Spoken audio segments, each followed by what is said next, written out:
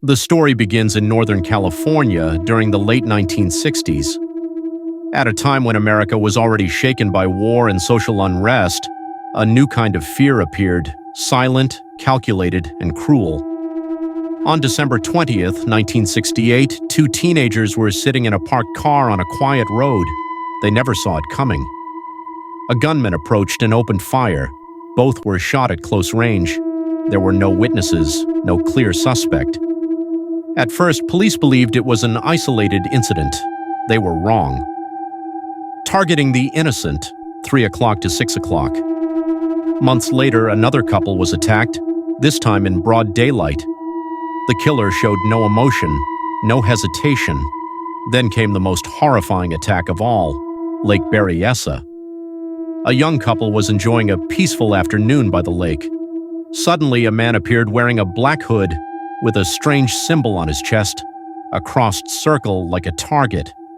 He tied them up. He spoke calmly. Then he stabbed them repeatedly. Before leaving, he walked to their car and wrote on the door, using a marker, the dates and locations of his crimes. It was a message, not just to the police, but to the entire world. The letters that shocked America, 6 o'clock to 9 o'clock. Soon after, newspapers received letters. The writer called himself Zodiac. Inside were cryptic codes, ciphers filled with symbols, numbers, and letters. He demanded the letters be published. If they weren't, he promised more killings. One letter claimed he had already murdered many people and that his victims would become his slaves in the afterlife. The Zodiac wasn't just killing, he was playing a game, and the police were losing. The unsolvable codes, 9 o'clock to 11 o'clock. Some of the ciphers were eventually cracked, but instead of revealing his name, they revealed his madness, no identity, no location, just arrogance. Many codes remained unsolved for decades. The Zodiac enjoyed the attention.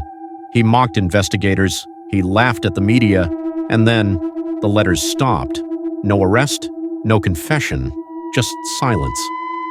The suspects and dead ends, 11 o'clock to 1 o'clock. Over the years, many suspects were investigated. The most famous was Arthur Lee Allen.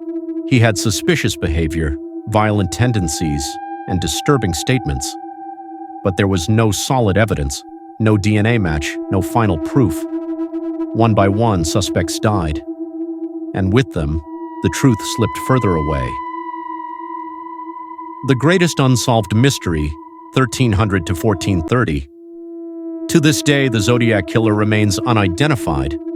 Some believe he died years ago. Others think he blended into society, living a normal life, unnoticed. His letters still exist. His symbols still haunt investigators. And his question remains unanswered. Who was the Zodiac Killer?